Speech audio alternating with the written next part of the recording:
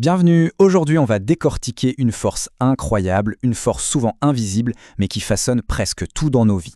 On va s'appuyer sur le travail de Will Storr pour comprendre ce qui se cache derrière beaucoup de nos comportements les plus étranges et les plus quotidiens.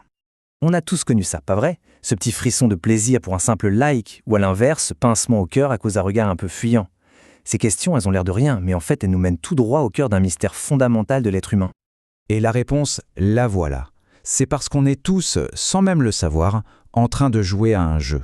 Un jeu pour obtenir du statut.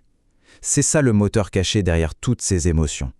Et c'est ce jeu qui, en silence, tire les ficelles de pas mal de nos actions. Allez, on plonge. C'est le moment de décortiquer les règles et de voir un peu comment fonctionne ce jeu qui est absolument partout, tout le temps. Alors attention, il faut bien faire la différence. Le statut, ce n'est pas la même chose que d'être simplement apprécié. Ça, c'est le besoin de connexion. Non, le statut, c'est autre chose. C'est le sentiment que ce qu'on dit compte, qu'on a de la valeur aux yeux du groupe. C'est une quête qui est gravée au plus profond de nous, par des millions d'années d'évolution. Notre cerveau, il faut le voir comme un radar à statut qui ne s'éteint jamais. Jamais. Il analyse en permanence des signaux minuscules, des choses dont on n'a même pas idée. Par exemple, quand on parle, on émet un son à très basse fréquence, une sorte de bourdonnement. Eh bien, dans un groupe, ce bourdonnement va subtilement s'ajuster à celui de la personne qui a le plus de statut. C'est fascinant. On l'a même mesuré en analysant le Larry King Show. L'animateur Larry King changeait inconsciemment sa propre fréquence vocale pour s'aligner sur celle de son invitée, Elizabeth Taylor. On ne peut donc pas y échapper. C'est impossible. C'est pour ça que cette citation est si forte. L'unique manière de sortir du jeu, c'est de s'isoler complètement du monde. C'est un peu le choix extrême que font les hikikomori au Japon, ces gens qui décident de ne plus jamais sortir de leur chambre, parfois pendant des années, simplement parce que la pression du jeu est devenue insupportable. Bon, si on ne peut pas arrêter de jouer, comment on fait? Heureusement, il y a quand même un choix, et il est crucial. C'est le choix de la manière de jouer. Voyons ça tout de suite. En gros, il y a deux grandes stratégies. D'un côté, le jeu du prestige. Là, on gagne du statut en devenant utile, en apportant quelque chose au groupe. C'est une stratégie gagnant-gagnant.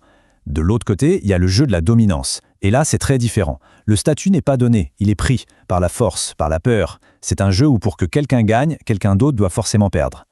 Le joueur de prestige, c'est le spécialiste, le sage, l'artiste.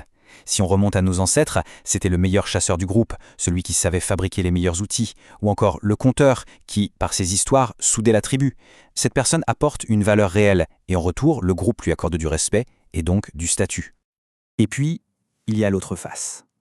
Cette citation est brutale, mais elle explique parfaitement la logique de la dominance. Elle a été prononcée par un détenu, interviewé par le professeur Gilligan, qui a passé sa carrière à étudier la violence en prison.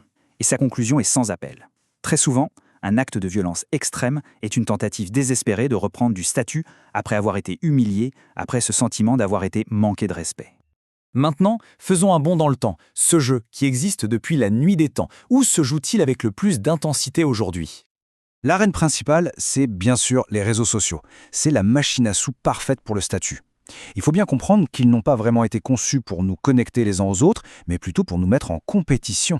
Chaque publication, chaque photo, c'est comme miser un jeton. C'est un pari sur notre propre valeur.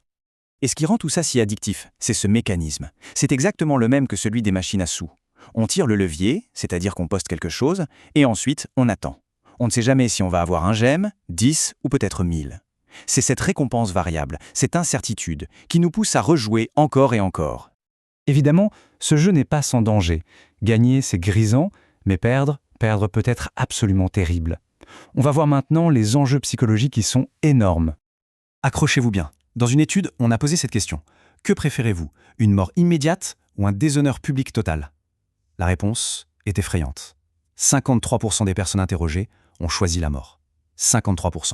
Ce chiffre est fou, et il montre à quel point notre cerveau traite cette question de statut comme une question de vie ou de mort. Perdre son statut, subir une humiliation, ça peut être une véritable annihilation psychologique. Ça peut déclencher des dépressions, de l'anxiété et parfois même un désir de vengeance terrible. Il y a ce proverbe africain qui dit « L'enfant qui n'est pas accueilli par le village le brûlera pour sentir sa chaleur ». En clair, si le jeu nous rejette, la tentation de tout détruire pour regagner un peu de pouvoir par la dominance devient très forte. Et le pire, c'est que même quand on gagne, ce n'est jamais assez. Le désir de statut est un puissant fond. On l'a vu dans cette étude menée auprès du millionnaire. On leur a demandé de combien d'argent ils auraient besoin pour être vraiment heureux. La réponse, quasi unanime, 2 ou 3 fois ce que j'ai déjà. C'est une faille dans notre système. Il n'y a pas de score final, pas de ligne d'arrivée. Le jeu ne s'arrête jamais. Alors, qu'est-ce qu'on fait de tout ça? Le point le plus important, c'est de comprendre une chose. Qu'on le veuille ou non, on est tous dans la partie.